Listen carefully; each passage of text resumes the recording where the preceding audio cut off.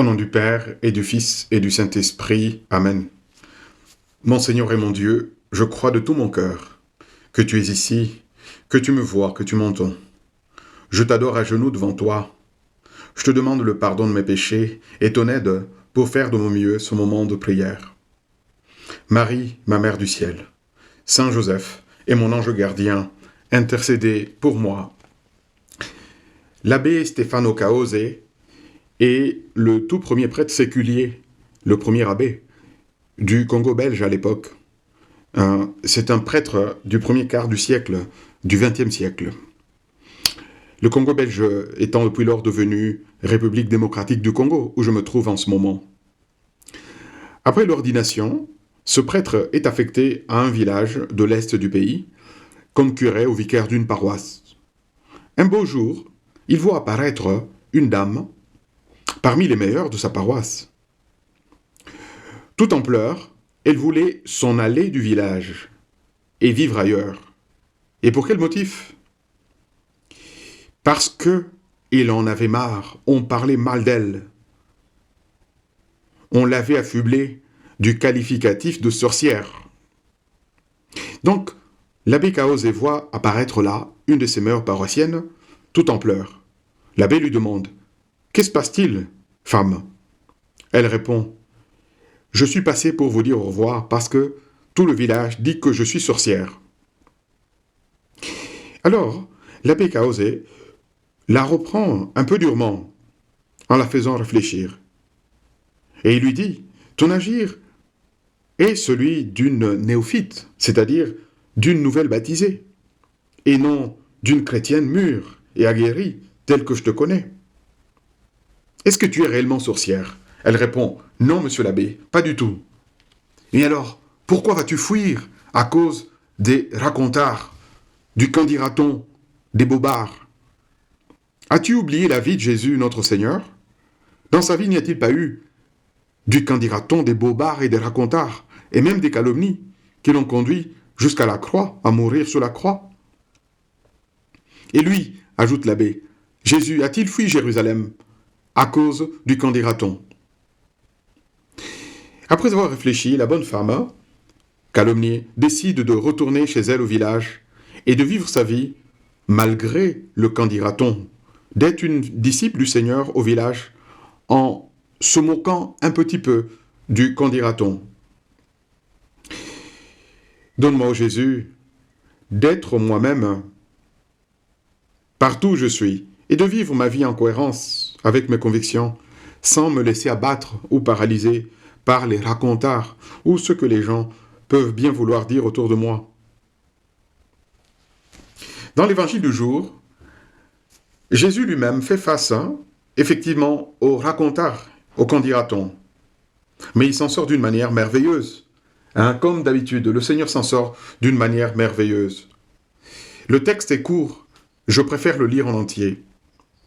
En ce temps-là, Jésus vit en passant un homme du nom de Matthieu, assis à son bureau de collecteur d'impôts. Il lui dit « Suis-moi ». L'homme se leva et le suivit. Comme Jésus était à table à la maison, voici que beaucoup de publicains, c'est-à-dire des collecteurs d'impôts et beaucoup de pécheurs, vinrent prendre place avec lui et ses disciples. Donc c'est chez Matthieu. Voyant cela, les pharisiens disaient à ses disciples « Pourquoi votre maître mange-t-il avec les publicains et les pécheurs ?»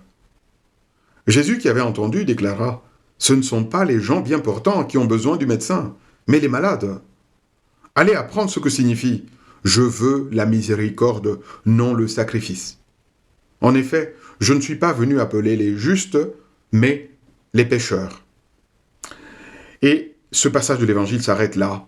Donc Jésus est comme appelé à ne pas agir en accord avec ce qu'il est, sauveur, rédempteur du monde, à cause de quelques personnes qui voient mal, qui soient attablées avec des gens pas bien, dirions-nous aujourd'hui. Voyant cela, Jésus attablé répond « Je ne suis pas là pour les gens bien,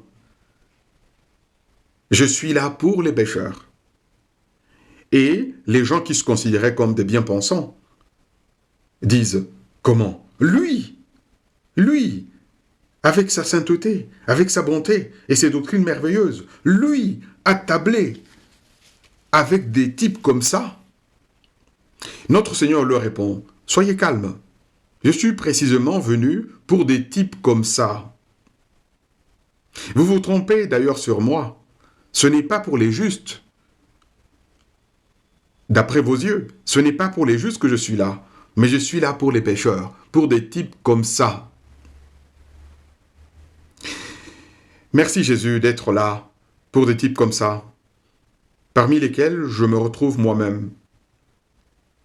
Et tu n'as pas honte de nous fréquenter, malgré tout, car toi tu es miséricordieux, tu es compréhensif, ouvert à tout le monde, et surtout, tu pardonnes à quiconque s'approche de toi avec un cœur contrit. Jésus donc ne se laisse pas paralyser dans son action par le qu'en dira-t-on. Il fait ce qui sait être juste et en cohérence avec sa mission. Il est venu sauver les hommes et les femmes et il les prend tels qu'ils sont. Pécheurs certes, mais dans le but de les aider à s'améliorer.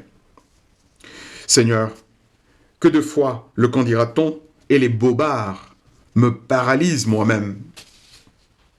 Comme la femme africaine du début de notre conversation avec toi, qui voulait fuir son village par peur des racontards. Moi aussi parfois, Seigneur, je ressens la tentation de fuir.